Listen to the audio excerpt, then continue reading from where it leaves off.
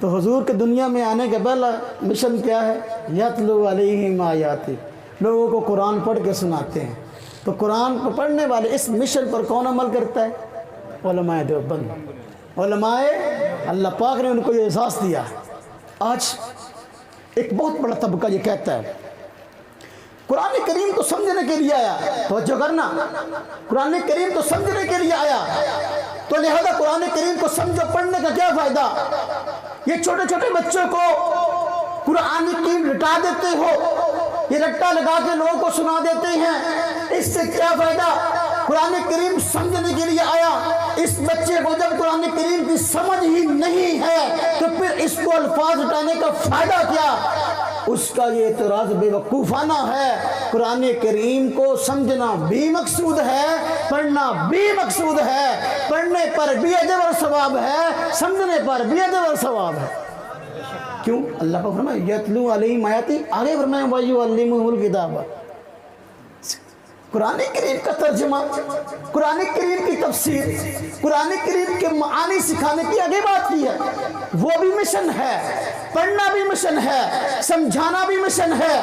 دیکھو جو بندہ قرآن کریم پڑھتا ہے، حضور نبی اقدس صلی اللہ علیہ وسلم کے اس مشن پر چل رہا ہے، اور جو قرآن کریم پڑھاتا ہے اس مشن کی تکمیل کر رہا ہے، پڑھنا بھی مقصد ہے۔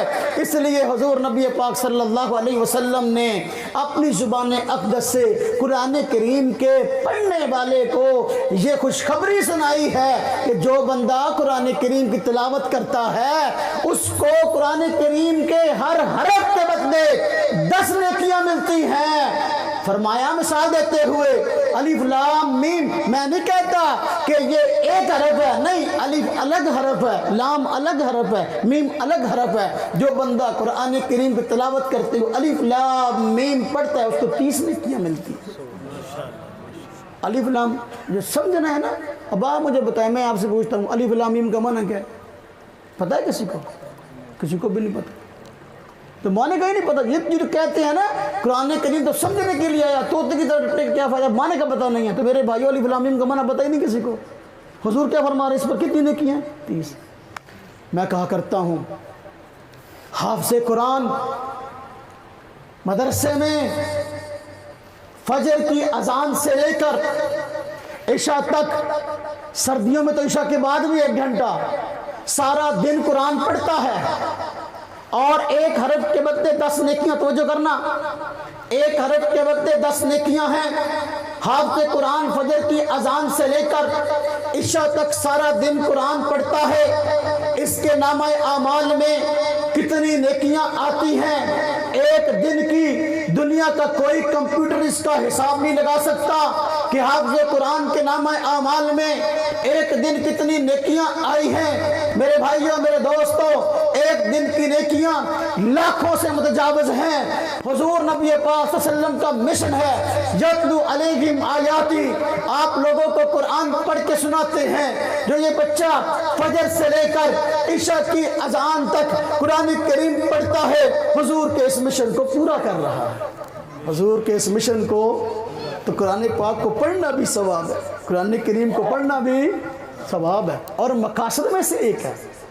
اس لیے لوگ قرآن پاک کو صحابہ کرام پڑھتے تھے تو لوگ سن کر مسلمان ہو جاتے تھے۔ پڑھنا، میرے بھائیوں، میرے دوستوں، اب حضرت سیدنا عمر رضی اللہ تعالیٰ عنہ کا ایمان لانے کا واقعہ ہم نے سنا ہوا ہے نا، ہاں جی، پتہ چلا حالانکہ آپ کسی اور ارادے سے گھر سے نکلے تھے، کفار نے آپ کو اس کام کے لیے تیار کیا تھا، نعوذ باللہ حضور نبی پاک صلی اللہ علیہ وسلم کو شہید کریں، لیکن رستے میں پتہ چلا کہ آپ کی بہن بہنوئی مسلمان ہو گئے۔ آئے گھر میں، بہن کے گھر میں آتے ہی ان کو مارنا شروع کر دیا۔ جب مار مار کے ان کو لہو لہان کر دیا نا، اب دیکھا کہ ادھر بھی بہن ہے اور جو ہے وہ استقامت کا پہاڑ ہے۔ اس نے کہا عمر میں بھی تیری بہن ہوں، ہارنے والی نہیں ہوں۔ اس نے کہا اچھا، اور تو عمر رضی اللہ عنہ فرمایا اچھا عجیب بات ہے، تو مجھے بھی بتاؤ تم کیا پڑھ رہے تھے کچھ دیر پہلے؟ ایک صحابی رسول تھے، ان کو قرآن پڑھا رہے تھے، ہاں جی، وہ حضرت عمر رضی اللہ عنہ کا روب بہت تھا، چھپے ہوئے تھے چارپائی کے نیچے۔ جب حضرت عمر نے فرمایا مجھے بھی دکھاؤ کیا کون سا کلام تم پڑھ رہے تھے، تو وہ بھی باہر نکل آئے۔ انہوں نے کہا جی یہ کلام ہے، لیکن بہن نے کہا پہلے آپ غسل کریں۔ قرآن کریم کو پاک لوگ پڑھتے ہیں، آپ پاک ہوں، غسل کیا، قرآن کریم کو سنا، فرمایا کہ مجھے بھی حضور کے پاس لے جاؤ۔ میں بھی آپ کے ہاتھ پر ہمیشہ کے لیے بیعت کرنا چاہتا ہوں۔